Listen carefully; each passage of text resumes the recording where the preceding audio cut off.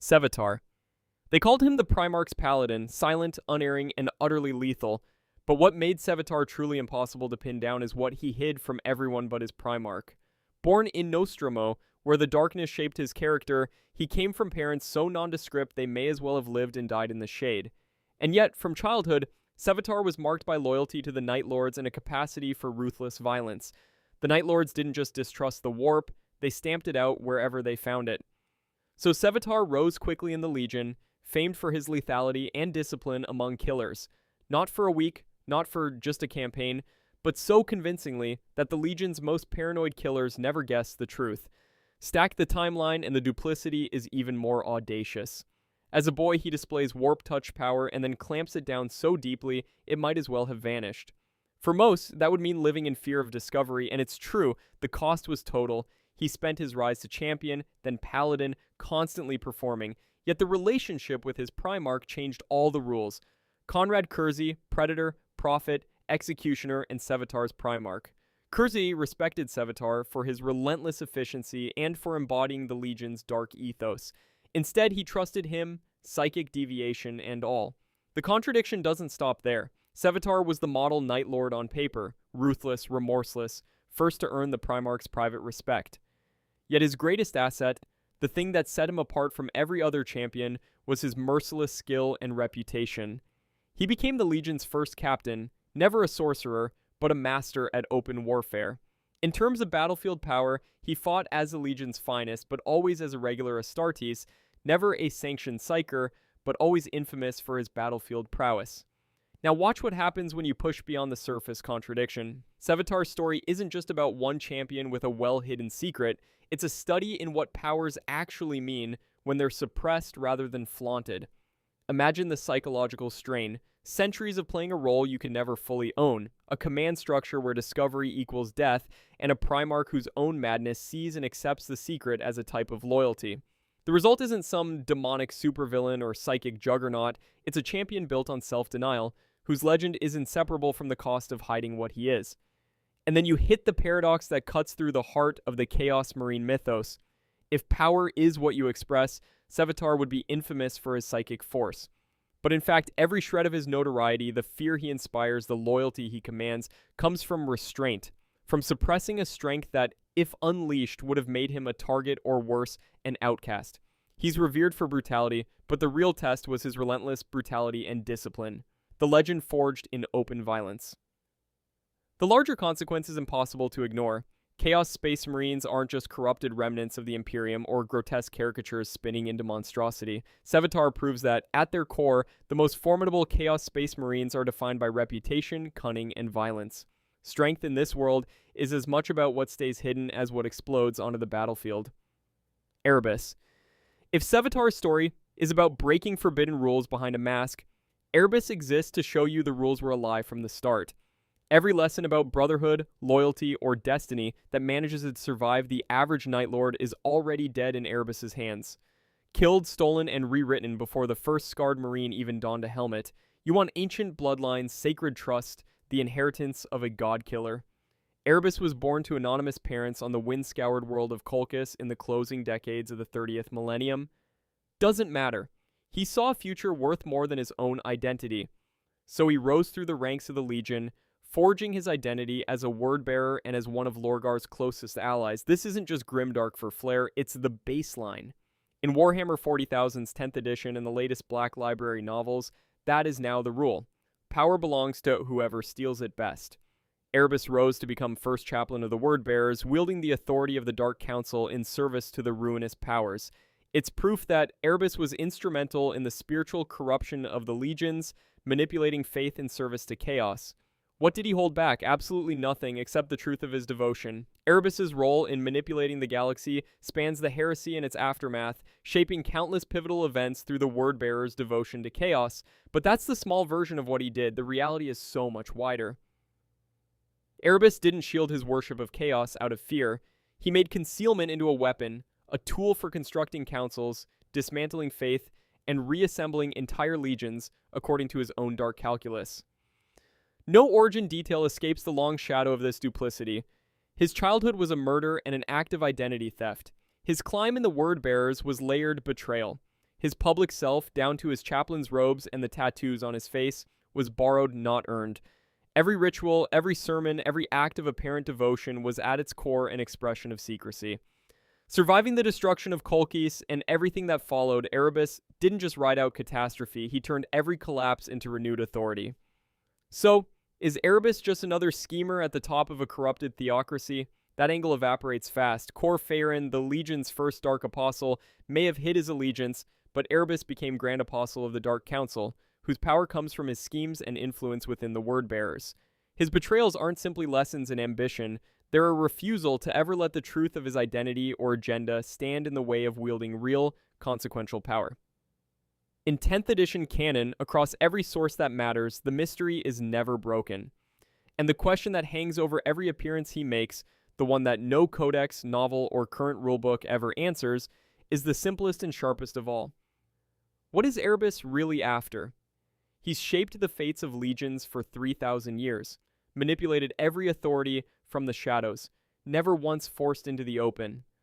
After all that power, after all that subterfuge, does he intend to seize the ultimate prize for himself, or is he content to remain the hand that moves every piece but claims nothing openly?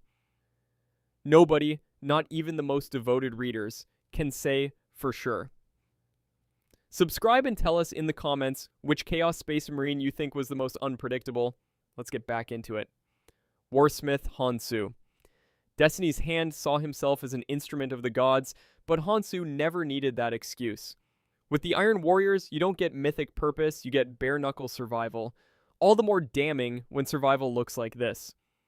Honsou is considered among the influential warsmiths of the Iron Warriors, commanding a large warband and notorious among his rivals.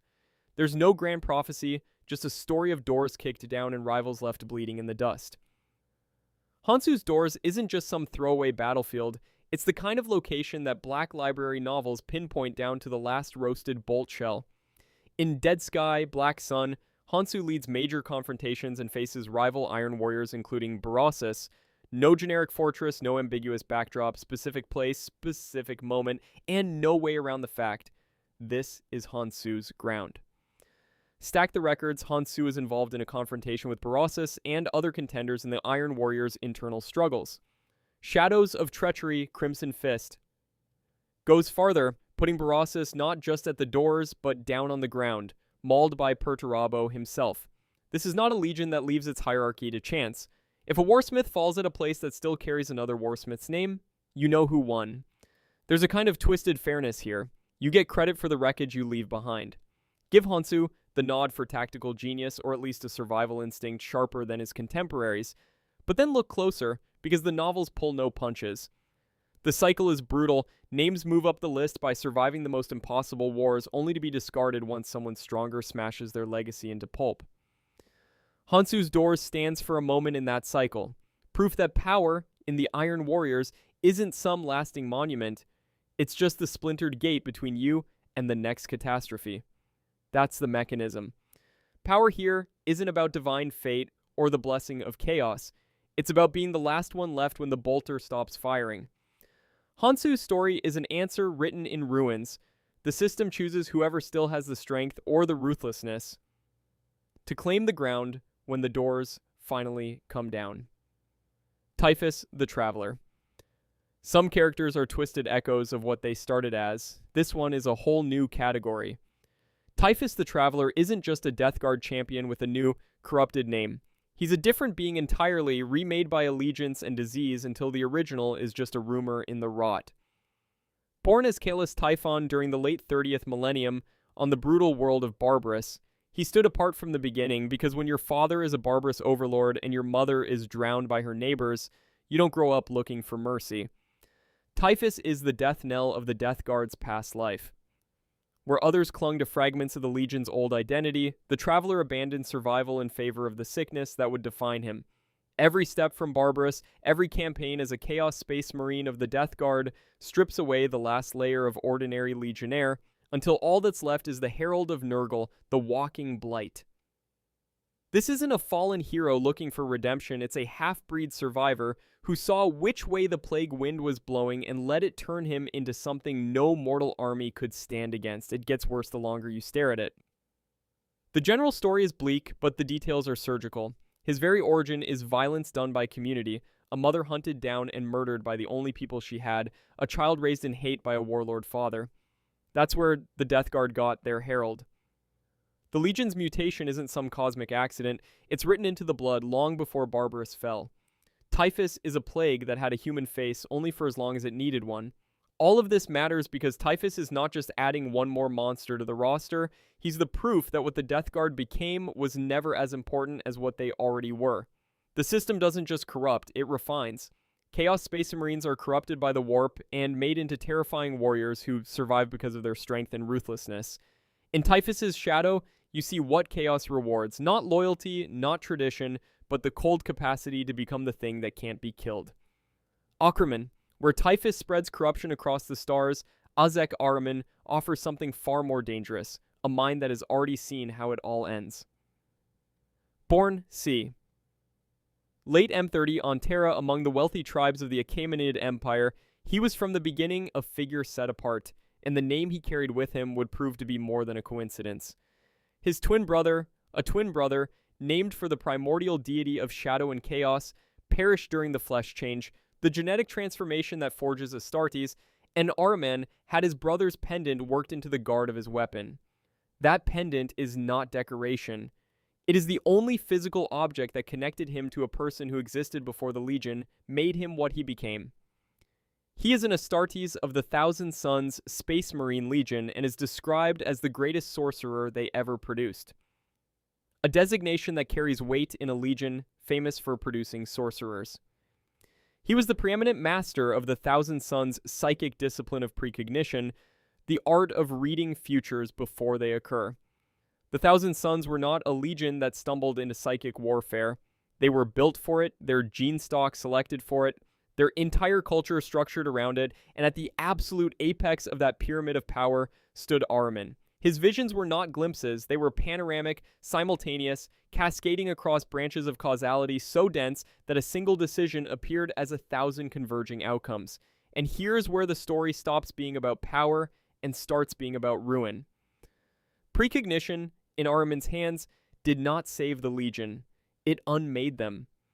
Every future he saw carried within it the seeds of the Legion's destruction. And every path he identified as safe led somewhere worse. The Thousand Suns became a people paralyzed by omniscience, not because they lacked the information they needed, but because they had too much of it. His mastery was genuine, his visions were real, and the catastrophic choices the Legion made in response to what he showed them were rational. The rubric of Ahriman, the spell that transformed thousands of his fellow legionnaires into empty suits of armor, animated by raw sorcerous force, was not a failure of precognition. It was the endpoint of it. A sorcerer who had seen every future the Legion could inhabit, found them all unacceptable, and chose to unmake the present in the hope of manufacturing a new one. The real mechanism at work in Ahriman's story is not the will of the Ruinous Powers. It is the mathematics of foresight. A being that can perceive 10,000 possible futures is not a being equipped to make decisions. It is a being condemned to watch each decision fail. The flesh change killed his twin, and the precognition killed his legion, and the sorcerer who mastered both sits in a universe where knowing everything is the most devastating curse of all. Ahzek Ahriman's precognition was not a power he misused, it was a power that used him, and it is still using him. Khârn the Betrayer. And if you thought Ahriman's spiral into self-destruction was the most alarming way a genetically engineered superhuman can ruin his own legion, the next name makes it worse by subtracting every last trace of self-awareness from the equation. Khârn the Betrayer is a Chaos Space Marine of the World Eater's Legion, and he is the greatest of all the champions of Khârn, second only to the Daemon Prince Angron in power, the avatar of Khârn embodying that god's indiscriminate rage and bloodlust. He was born on Terra in the Sol system in the late M30, the same world, the same era as Ahriman, which makes the contrast between those two outcomes almost insulting. One man from that world mastered the art of seeing the future and destroyed himself trying to outrun it. The other mastered nothing except the act of killing, and by that single act alone ascended to a status that even the most powerful psyker in the setting cannot touch. What Khârn looks like, if you strip away the armor and the title, is a space marine, a transhuman superhuman engineered for war, trained in tactics and strategy, and the disciplined application of violence. Every Chaos Space Marine carries that frame, that heritage, that capacity for calculated warfare. What Khârn actually is bears almost no relationship to that description. He is the most powerful berserker the World Eaters ever produced, because berserkers at least target their enemies. Khârn's violence has no object. It is not directed at the enemy, or the enemy's commander, or any military objective. It is directed outward in all directions simultaneously, consuming combatant and non-combatant, ally and foe, structure and terrain with the same indifference. The World Eaters were not always this. They became this, and Khârn was the instrument of that transformation, and he never stopped being the instrument even after the Legion no longer existed as anything recognizable. His title, the Betrayer, is not a brand applied by enemies. It is a record. He turned on his own Legion twice, and the second time he killed his own Primarch in single combat before the killing could even be called a betrayal. Khârn does not serve Khorne in the way a follower serves a master. He is the thing Khorne uses to demonstrate what serving Khorne actually looks like. Not the cunning strategist or the mighty champion in the way Angron was, but something closer to a natural disaster given human shape. Every gesture destructive, every decision the wrong one, except when the wrong one is exactly what the Blood God demands. He was born on Terra in the late M30, a member of a genetically engineered warrior brotherhood designed to bring civilization to the galaxy, and he still wages war across the galaxy as the Blood God's favored champion, at the same age as Ahriman, having lived a life that was its own negation. Ahriman's precognition destroyed a legion by trying to control the future. Khârn's bloodlust destroy everything it touches by refusing to control anything at all, and Khorne calls that perfect. Lucius the Eternal. The thing with Lucius isn't that he's rare, or distant, or locked away in some unreachable vault of forbidden lore. Lucius is right here, in your campaign, at your store, in every Emperor's Children roster that can scrape together the points. That's a very specific kind of threat. The killer isn't waiting in shadow, he's waiting in plain sight, inviting challengers. He's not just another Slaanesh champion. Lucius carries the titles the Eternal, the Soul Thief, Fulgrim's Champion, and Scion of Chemos. Fulgrim is the gene source of his legion, and Lucius bears the title Fulgrim's Champion in the official Codex entry. In fact, that parentage is announced in every official Codex entry, and it matters because Lucius is defined by inheritance. He represents everything twisted that Slaanesh has drawn out of the Emperor's children, and while plenty of Chaos Space Marines die and come back, Lucius is the only one whose resurrection depends on the defeat and humiliation of his killers. Every time he falls, he rises again, emerging from the victor's body like a nightmare born from hubris. This isn't a rumor or an exaggeration. It's written into his list of abilities and confirmed in Black Library canon. What's at stake here isn't just the life of one warrior, it's anyone who fights him. The risk is absolute. Defeat Lucius in combat, and you don't just win a battle, you become him, losing your body, your identity, and your soul to Slaanesh. This cycle is relentless, and it isn't an abstract threat. Lucius is deployed so frequently that the possibility of a champion becoming him is a real risk in thousands of games, campaigns, and novels. Evidence for Lucius's power is everywhere. Fulgrim's legacy connects him directly to the Primarch, embedding Lucius within the genetic lineage of the traitor legions.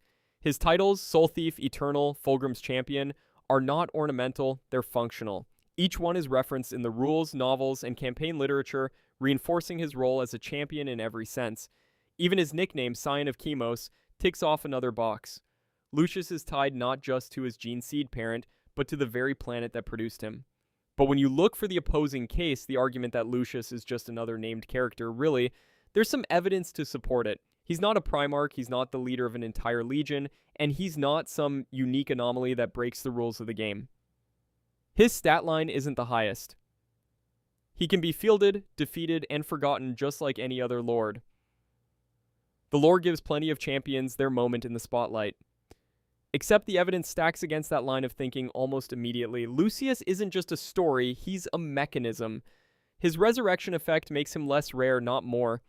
His titles and background root him inside the most infamous Chaos lineage. His affinity with Slaanesh, his bestowed titles, his genetic father, and his resurrection ritual combine to produce a champion who lives as a persistent threat across the entire 10th edition canon. That's not ornamental. that's a direct implication. Lucius's presence isn't only common, it's built to be a risk the player, or reader, has to accept as a permanent possibility. Abaddon the Despoiler. Before, you had individual champions competing for glory. Now, everything moves under a single name. Abaddon, who doesn't just command an army, but dominates the entire shape of chaos in the 41st millennium. The specifics are overwhelming. Abaddon, once named Ahzek Abaddon, rose to lead the Sons of Horus as their first captain and now rules the Black Legion. His allegiance is to Chaos Undivided as the herald of all four gods, granting him a singular title that draws on the whole pantheon rather than discrete powers from each. In combat, he fights with Draconyen and the Talon of Horus, his signature weapons. He's listed as the most powerful Warmaster, a direct successor to Horus through both legacy and rumored clone progeny. And as Lord of the Traitor Legions, Abaddon generates a 4++ save aura for nearby infantry and mounted units, and grants rerolls to hit for his forces. Abaddon's record in the Great Crusade and the Long War is written across decades of Black Legion campaigns against every enemy of the Imperium. The textbook explanation presents Abaddon as the ultimate Warmaster, refusing to submit outright to any single ruinous power. He's blessed by all four, but remains distinct from the demon Primarchs by holding back, neither fully possessed nor entirely free. The rules and lore make it clear, Abaddon's blessings are not unilateral, but the result of calculated bargains. But that doesn't capture what's visible in the 10th edition. Every detail about Abaddon is engineered for escalation. His abilities bolster the Black Legion's infantry and mounted units with a 4++ save aura and rerolls to hit, marking him as the unifying force of the traitor legions. The lore isn't just telling us he's powerful, it's showing that Abaddon moves the game itself. The claims about lineage and clone progeny aren't there for drama alone. They anchor him directly to Horus's legacy and allow his presence to carry weight across every corner of chaos. The design reason is clear. Abaddon isn't built as a solitary challenge, he sets the tone for the entire Chaos Space Marine experience. The game, the novels, and the rules all push him to the center, and everything else revolves around his influence. This isn't just about individual stats or titles, it's about shaping how every Chaos force is played and perceived. Abaddon is constructed for the strategist, for the lore devotee, and for the reader who wants to see what happens when Chaos no longer fights itself, but takes aim at everything else. Fabius Bile. Up to now, you've seen power measured by armies commanded and the weight of divine favor. This is something else. The Chaos Space Marine, who built his legend by rewriting the fundamental scripts of biology itself. Fabius Bile has been active since the late M30, born on Terra and shaped by the brutal schooling of the Sol system in its last glory days. He started as Chief Apothecary and Lieutenant Commander for the Emperor's Children, the purple-clad sons of Fulgrim, mastering the arts of gene therapy and experimental surgery. But Apothecary doesn't begin to cover what Bile became. He is infamous as the Clonelord, the master geneticist of the Black Legion, the mad scientist who never stopped tinkering with the flesh of the galaxy. Across 10,000 years of history, his name is synonymous with monstrosity. Every warband knows him as the creator of enhanced warriors, the engineer behind countless new breeds of space marines and abominations. Nobody else in the pantheon of Chaos champions has played the long game like Bile. From M30 to the grim present of the 41st millennium, he's moved from Terra to the warp-drenched fringes, dodging death and retribution. He's cited for violating every known restriction on the use of gene seed, twisting the Emperor's template to create his own horrifying iterations. His grotesque innovations can be traced directly through the annals of Black Library novels and codex, Chaos Space Marines, from his original work on the flesh-changing experiments to the infamous post-heresy clones, grafts, and enhancements. And every Apex warlord in the Eye of Terror knows, if you want a new breed of superhuman, stronger, faster, immune to time and pain, Bile is the name you barter for. The absurd contradiction is that for centuries, Bile was treated as a fascinating sideshow, an eccentric, driven by ego and curiosity, tolerated for his genius but never trusted by his fellow Emperor's children. But the timeline doesn't lie. The moment it stopped being an academic curiosity and started being a crisis was when his research began to threaten the Black Legion's monopoly. When the Chaos Space Marines realized Bile could outstrip the gods themselves in producing enhanced warriors, not through dark blessing but through science, he became a problem no Warmaster could ignore. The Clonelord status, explicitly referenced in the 10th edition Codex, marks him as pivotal. His innovations now fuel the warbands of Abaddon, not just his own twisted cohorts. So what would it take for the normal explanation that Bile is just another side character, an unhinged rogue with delusions of grandeur, to be true? Simple. He'd have to be ignored, a mere footnote in the power struggles of chaos. But that's not the world we're living in. He is directly named as Clonelord in the Codex entries that reference him. He's responsible for the creation of successive waves of superhuman chaos warriors. He survived assassination attempts and outlived almost every peer, maintaining influence from the late M30 right to the present day. That's not a side character. That's a trajectory that warps the chaos hierarchy itself. If you want to see the real Bile, you'll find him deep in the bowels of some forgotten ship, hunched over his latest failed experiment, surrounded by the scattered limbs and organs of a dozen would-be space marines. The smell of formaldehyde and ozone is thick enough to choke an Astartes, and the only light is the fluorescent glow reflecting in his single, unblinking eye. Mad, relentless, and utterly alone. Cypher. This isn't another chaos champion with a warband, a banner, or a seat at the gods' table. This is something all his own. A rogue whose entire identity is a contradiction, a legend dressed up as a traitor, and who refuses to act like any space marine, chaos or otherwise. Cypher stands apart from the familiar. He's one of the fallen, dark angels scattered across time and space when Caliban was destroyed after the Horus Heresy. His true name is gone, erased. Not one record survives. Cypher's true name was erased from all records, and his origins before joining the Dark Angels are unknown. He was born in the late M30, likely on Caliban, and like Bile, he remains active to this day, a ghost stalking the cracks of the galaxy. Cypher's trademark is precision. His weapons are a bolt pistol and a plasma pistol, twin weapons he fires with a dexterity legendary across the stars, enough to score kills on planetary governors, cult leaders, chaos lords, chapter masters, and sorceress covens. There are verified current count bodies, dozens stacked up over centuries, every one a loss the Imperium or Chaos felt in the ranks. Cypher has been seen fighting alongside Imperial Guardsmen, Space Marines, Chaos Terminators, and even Demon Princes. Not once has his true allegiance been pinned down. He is a rogue agent whose agenda is never clear, and whose presence is an omen of either catastrophe or salvation. No one knows what Cypher wants. He has worn the mantle of Lord Cypher, the keeper of law and tradition in the Order of Caliban, though the mantle of Lord Cypher has passed through unknown hands over the millennia. That office, once a stabilizing force, is now a surname with only suspicion attached. His gene seed links him to Lionel Johnson, and during the heresy, he fought alongside his fellow emperor's children in the Loyalist cause, a move complex enough to rewrite parts of the macro history. He's affiliated not just with Chaos, but with multiple other factions, the Order of Caliban, the Imperium, the Dark Angels. And every alignment is provisional. He leaves allies and enemies alike questioning whose side he's really on. Cypher answers no one. Are you telling me his status as a fallen is just a legend, a convenient label for a wandering assassin? The facts don't allow it. The 10th edition Codex lists the Fallen as a notable Chaos-affiliated warband. Cypher's kills are documented, dated. His movements link him to high-value targets across the Imperium and the Eye of Terror. Nobody can ignore his presence, not the Chaos Space Marines, not the Dark Angels, not the Inquisition. Then there's the cost.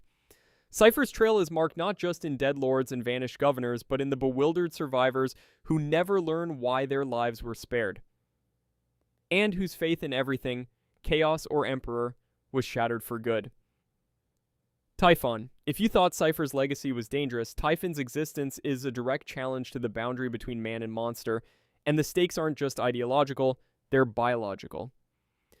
Born as Caelus Typhon on the nightmare world of Barbarous in the late 30th millennium, he slipped between worlds the moment he arrived, born to a lineage twisted by the Ruinous Powers. Even as a child, Typhon's power was intrusive and unpredictable. Fear or anger sent his psychic presence was potent even as a child. By maturity, he learned to harness what had nearly destroyed him.